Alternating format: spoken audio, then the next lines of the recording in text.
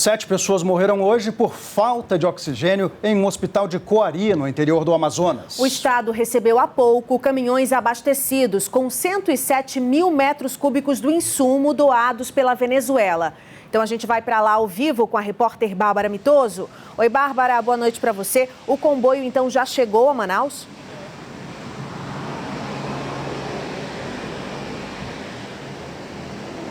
Boa noite, Márcia. As carretas com esses 107 mil metros cúbicos de oxigênio já chegaram na região metropolitana e devem estar chegando aqui na capital dentro de alguns minutos, viu?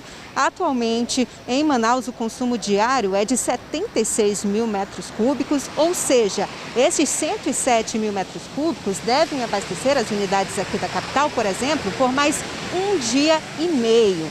E os pacientes continuam sendo transferidos para outros hospitais de outros estados. Até o momento foram 115 pacientes que foram transferidos para hospitais de 8 estados brasileiros, além do Distrito Federal. Nesse momento, 16 estão embarcando para São Luís, no Maranhão. E nas últimas 24 horas, o Amazonas registrou mais 1.500 novos casos de Covid-19 e 142 mortes, número recorde desde o início da pandemia. Hoje, o Amazonas começou a campanha de vacinação contra a doença. Mas as doses que chegaram aqui em Manaus, que foram disponibilizadas para a capital amazonense, devem suprir somente um terço, devem imunizar somente um terço dos profissionais de saúde. Veja na reportagem da Samira Benoliel. A Prefeitura de Manaus precisou fazer um remanejamento para distribuir as 40 mil doses da vacina. Na capital, 56 mil trabalhadores de saúde precisam ser vacinados. Por enquanto, só 19.200 vão receber o imunizante, além de 386 indígenas que vivem na zona rural da cidade. Quase 70% dos profissionais da área de saúde estão em Manaus. Daí nós não entendermos essa divisão de apenas 40 mil doses para Manaus, mas que nas próximas distribuições, Manaus possa ser melhor contemplada. As primeiras doses da vacina contra a Covid-19 chegaram no Amazonas na noite desta segunda-feira. Um avião da Força Aérea Brasileira transportou as 256 mil doses de São Paulo para a base aérea de Manaus. Elas serão distribuídas entre 21 municípios. Ainda na noite de ontem, a indígena Wanda Ortega, técnica de enfermagem, foi a primeira amazonense a receber o imunizante. Depois, fez um apelo. Esse momento representa muito para o meu povo Itoto e para os 63 povos indígenas do estado do Amazonas. Esse estado, que tem a maior população indígena do Brasil, precisa ser cuidado.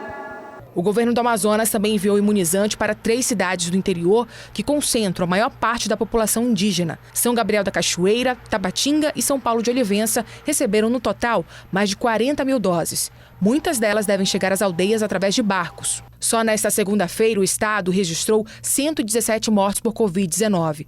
Mais de 2.000 pessoas estão internadas em hospitais públicos e particulares, que registram ocupação superior a 90%. A escassez de oxigênio nas unidades de saúde começa a atingir o interior do estado. Em Coari, a 430 quilômetros de Manaus, 7 pessoas morreram pela falta do insumo. A cidade deveria ter recebido 40 cilindros de oxigênio na segunda-feira, mas a aeronave que levaria os tanques acabou viajando para Tefé e ficou impossibilitada de retornar, pois o aeroporto não aceita voos noturnos. A prefeitura classificou como irresponsável a forma como a Secretaria Estadual de Saúde do Amazonas vem atuando na crise. Infelizmente, o governo do estado tem tratado o interior do estado com descaso. Quer dizer que vidas só interessam para a capital? Hoje, o Superior Tribunal de Justiça determinou que gestores estaduais e municipais do Amazonas informem em até 48 horas sobre o recebimento e uso de recursos federais para o combate à pandemia e prestem esclarecimentos detalhados sobre quando tiveram conhecimento do risco de desabastecimento de oxigênio nas unidades de saúde.